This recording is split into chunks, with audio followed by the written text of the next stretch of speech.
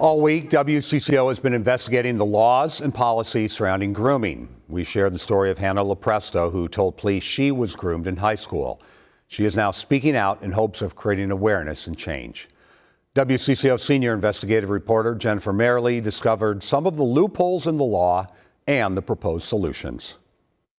So this binder is essentially everything that I collected throughout the investigation. Hannah LoPresto is serious about using what she says happened to her at Egan High School to protect other students. My hope is to get people's attention and hope that they listen and understand and see that this isn't just about what happened to me. She wants training to be reinforced for mandated reporters in schools and for the law to be strengthened. She believes teachers were aware of what she calls grooming behavior by her former band director, Brett Benson. She says she told police he later sexually assaulted her on the last day of her senior year. Benson, who was not charged in the case, denies allegations of wrongdoing. I remember several teachers specifically who had, walked in on us being alone together in a room where didn't need to be. It was a strange time of day. They seemed confused, so I desperately didn't want them to tell. But now, when I look back, that could have saved me if they did tell. Her recollection was corroborated as part of an Egan police investigation conducted by Detective Chad Clausen, with statements from educators in the police report. We need to speak up and say something when you see something that doesn't seem safe or seem right. LoPresto wants mandatory reporters to be required to report maltreatment to include students who are 18 through 21. Right now, they only have to report maltreatment to students 17 and under. This is state statute changes that I'm advocating for. And the changes she wants to see extend to the classroom. She's advocating to add curriculum on consent and to require sexual abuse prevention rather than encourage. More than a dozen states currently have both. The biggest piece for me would have been to be able to understand what a healthy relationship looks like and being able to identify what we would call red flags of what is something that is potentially abusive or not. She thinks there's room for improvement in the process for revoking a teacher's license. The district put Benson on administrative leave during the investigation. He later resigned.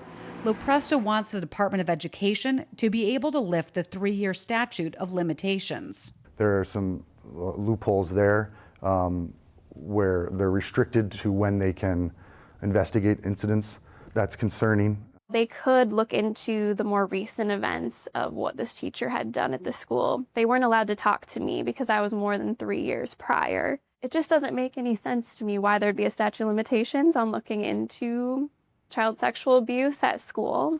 On that note, LoPresto would like to reduce the burden of proof for having a teaching license revoked, and she'd like to see grooming be its own chargeable offense. I think that that's a big miss because it feels almost as if then you're waiting for it to escalate, right? We should be able to cut it off sooner. LoPresto has met with leaders in District 196 in an effort to prevent abuse at her alma mater, looking for change with mandated reporting training, sexual abuse prevention education, requiring students to be in groups of 2 or more when with a teacher or chaperone on overnight field trips, and creating a new policy on responding to sexual abuse. A representative told WCCO it thanks Hannah for her advocacy and the district continue to review our practices around student safety and update our policies and practices.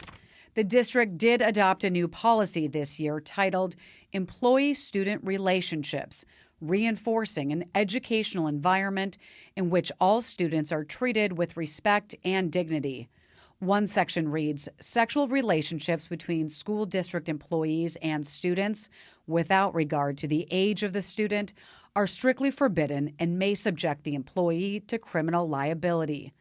LoPresto says through this process, she realized the value of speaking up and is determined to make a difference. To see how you can take something so terrible, something that filled you with shame and guilt and fear, and just see how far you can go. This just taught me that perseverance and bravery really can get you far if you're willing to just keep going.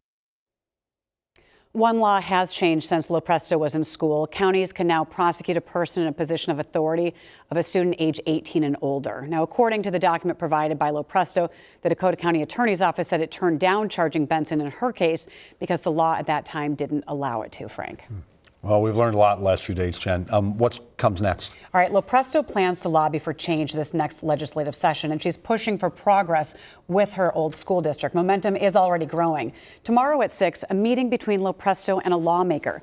The separate but similar experience they say happened decades apart, and the push to make schools safer for students. Now, I should mention Brett Benson resigned from Eagan High School. He later voluntarily surrendered his teaching license. Again, no charges were filed in this case. We've reached out to Benson. He provided a statement. It reads in part, "I vehemently deny any allegations of wrongdoing. I deeply cared for the well-being of every student I have ever taught." You can find the full statement on WCCO.com. All right. Thank you. We'll look forward to seeing that segment tomorrow at 6. All right. Thanks, Jen. If you'd like to learn more about grooming and how you can protect your children, the Zero Abuse Project has resources available online. You'll find a link to those attached to this story on WCCO.com.